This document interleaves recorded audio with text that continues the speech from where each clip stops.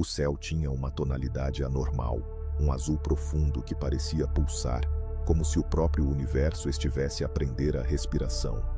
Rui, um geólogo solitário, estava habituado a passar meses em zonas remotas à procura de rochas raras, mas naquela manhã, algo parecia errático nas dunas do deserto.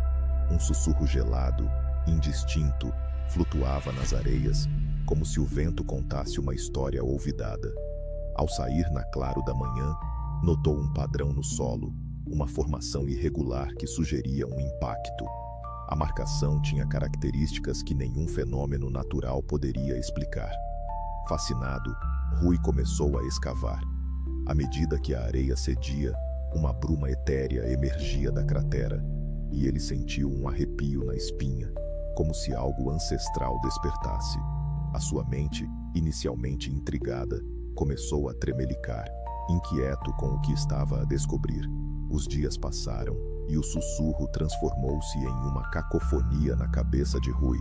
Ele passava horas de noites insones, escutando vozes que pareciam chamá-lo pelo nome, como se a própria terra tivesse vida. As noites passaram a ser habitadas por figuras fantasmagóricas que dançavam à margem de sua visão, ilusões que pareciam mais reais do que o próprio sol que iluminava os dias. A pressão psicológica era insuportável. A realidade começou a desfazer-se, desfocando-se nas margens da sanidade. Rui não conseguia distinguir se as sombras eram parte do seu imaginário ou se escondiam um horror de outro mundo. O clima virou-se hostil. Tempestades de areia irromperam sem aviso, como se a própria natureza estivesse a tomar partido de um adversário invisível. Certa noite, um brilho invulgar rasgou o céu, associado a um travo de metal. Ele correu para fora, o coração a martelar. Frente a ele, uma silhueta colossal, uma forma não humanoide que os próprios olhos eram incapazes de descrever. A criatura emitiu sons que ressoavam dentro da sua cabeça, conhecimentos alienígenas que atormentavam a sua alma. Não era uma comunicação, era um convite ao abismo do entendimento. Rui caiu de joelhos, a mente a fragmentar-se sob o peso de verdades insuportáveis.